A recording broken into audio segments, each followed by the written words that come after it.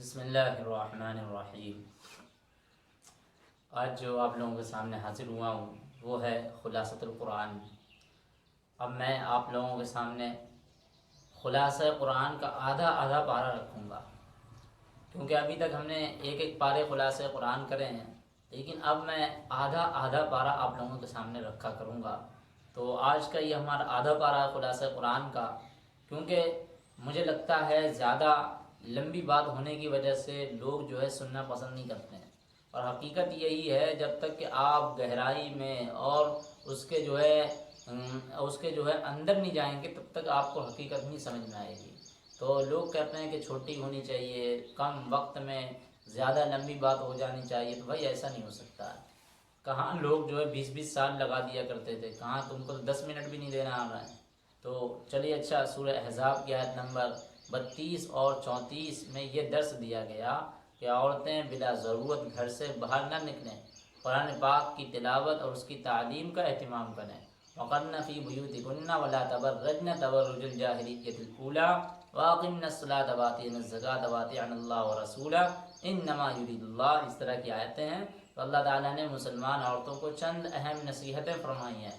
Number 1، ضرورت کے وقت غیر محرم سے روکھے پن سے بات کریں، یعنی ضرورت کے وقت غیر محرم سے روکھے پن سے بات کریں۔ اگر ضرورت پڑ جائے کبھی جو ہے، اور ویسے تو ہونا ہی نہیں چاہیے، اپنے مردوں سے بات کروا دیں۔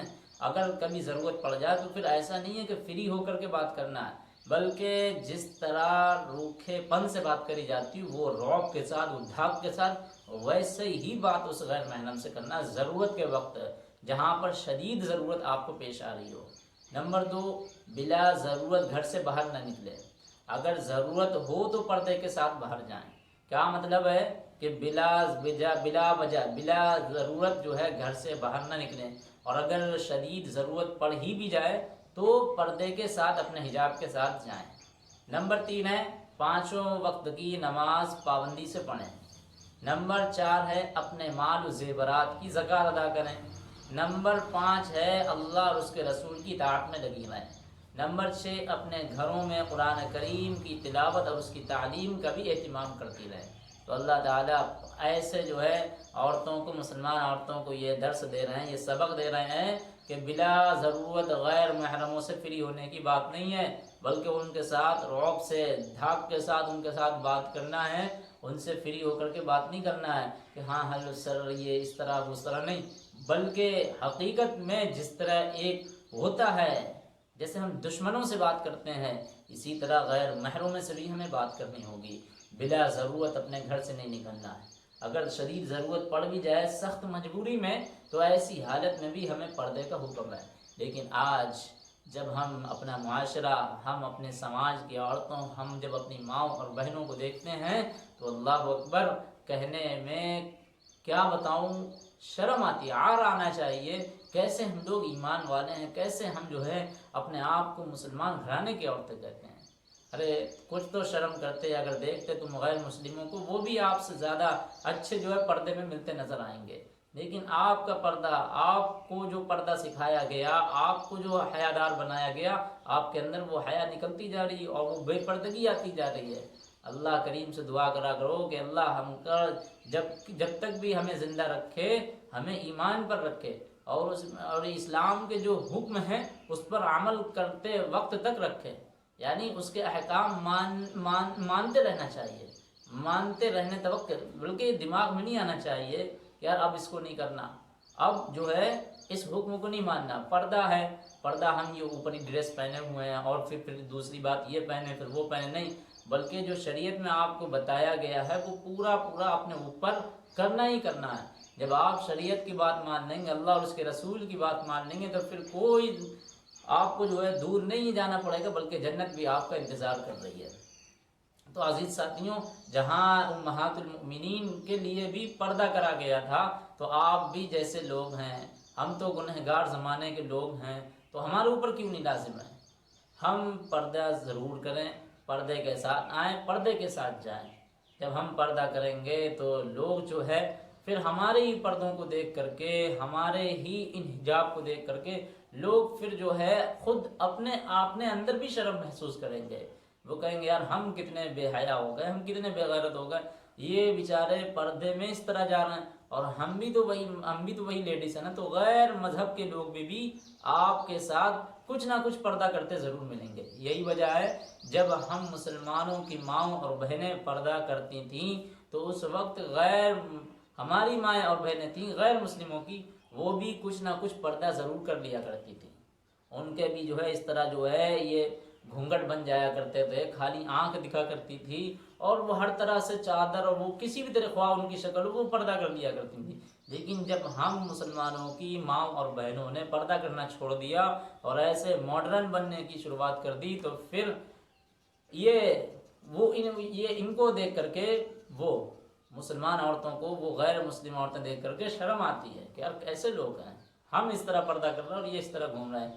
اللہ کریم جب دیکھتے ہیں، جب آپ نبی اکرم صلی اللہ علیہ وسلم نے فرمایا جس کے دل سے حیا نکل گئی اس کے دل سے ایمان نکل گیا، تو جب تک کہ آپ کے اندر حیا رہے گی تو واقعی حقیقت میں آپ اسلام پر ہیں۔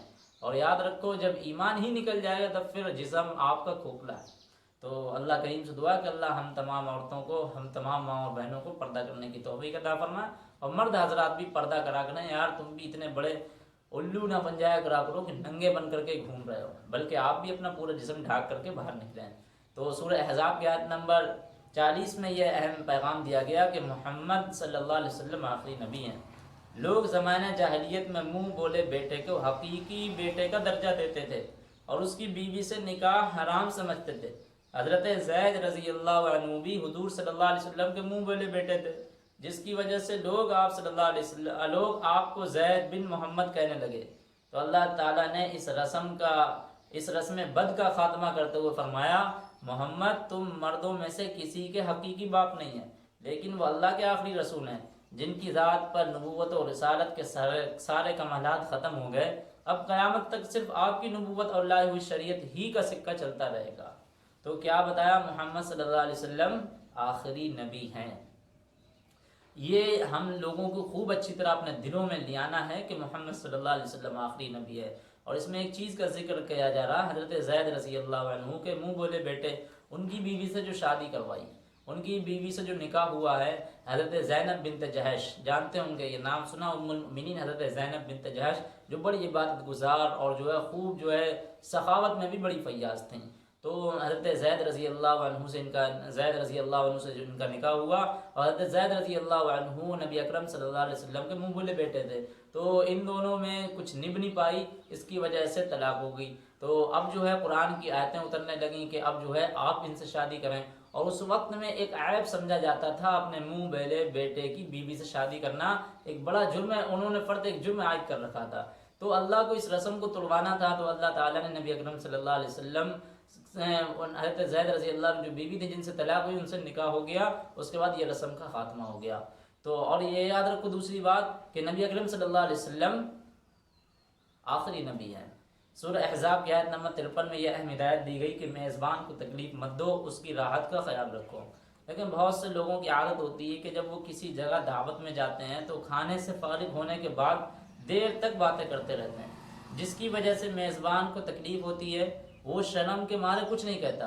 اس لیے اللہ تعالیٰ نے میزبان کی راحت اور گھر والوں کی ضرورت کی وجہ سے مہمانوں کو کھانا کھا کر کے اپنے گھروں کو چلے جانے کا حکم دیا۔ اللہ تعالیٰ ہمیں اس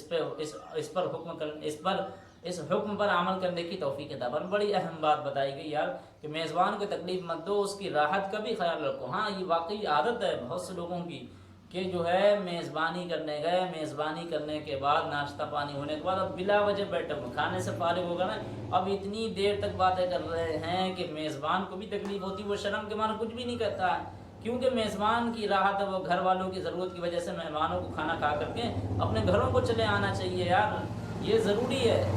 تو اسی طرح میں قرآن کا پیغام دے رہا ہوں، سورہ احزاب کی آیت نمبر 70-71 میں اللہ تعالیٰ نے فرمایا اللہ اور اس کے رسول کی اتباع میں کامیابی ہے۔ دیکھیں اللہ تعالیٰ نے مسلمانوں کو تقوی اختیار کرنے اور سیدھی سچی بات کہنے کا پابند بنایا۔ اللہ تعالیٰ ایسے بندوں کے کاموں کو درست کر کے مقبول اعمال کی توفیق عطا فرماتا ہے اور ان کے گناہوں کو معاف فرما دیتا ہے۔ اللہ اور اس کے رسول کی اطاعت ہی میں دین اور دنیا کی کامیابی کا راز چھپا ہوا ہے۔ اس لیے ہمیں ہر کام میں اللہ کے بتائے ہوئے راستے پر چلنا ہے۔ سورہ سبا کی آیت نمبر جو ہے 12 14 سے معلوم ہوا کہ جنات غیب نہیں جانتے ہیں۔ حضرت سلیمان علیہ السلام جنات سے بڑے بڑے کام لیتے تھے۔ جب آپ کی وفات کا وقت قریب آیا تو ایک لکڑی کا سہارا لے کر کے کھڑے ہو گئے، اسی حالت میں آپ کا انتقال ہو گیا، مگر ان کی لاش اللہ کے حکم سے لکڑی کے سہارے ٹکی رہی، اور جنات بیت المقدس کی تعمیر کے کام میں لگے رہے، یہاں تک کہ جب لکڑی دیمک لگنے کی وجہ سے ٹوٹ گئی، حضرت سلیمان علیہ السلام گر پڑے، تب جنات کو پتہ چلا کہ وہ بہت پہلے وفات پا چکے ہیں۔ اگر جنات کو غیب کا علم ہوتا تو حضرت سلیمان علیہ السلام کی وفات سے بے خبر نہ ہوتے۔ تو اس سے ایک بات یہ پتہ لگی کہ جنات غیب نہیں جانتے ہیں۔ سورہ سبا کی آیت نمبر 15-17 میں یہ اہم پیغام دیا گیا کہ نعمت کی ناشکری کا انجام بہت برا ہے۔ دیکھیں اللہ تعالیٰ نے قوم سبا کو بڑا سرسبز علاقہ، شاندار مکانات، عمدہ باغات، ہر قسم کی راحت، سہولت کا سامان عطا فرمایا، حکم دیا کہ رغبت و شوق سے اللہ کی نعمتیں کھاؤ پیو، اس کا شکر ادا کرتے رہو، انبیاء کرام کی نصیحت قبول کرو، مگر یہ لوگ دعوت و نصیحت کو ٹھکرا کر شرک اور گناہ کے کاموں میں مبتلا ہو گئے، جس کے نتیجے میں اللہ تعالیٰ نے پانی کے بہت بڑے مضبوط بند کو توڑ دیا اور سب کو ڈبو کر ہلاک کر دیا۔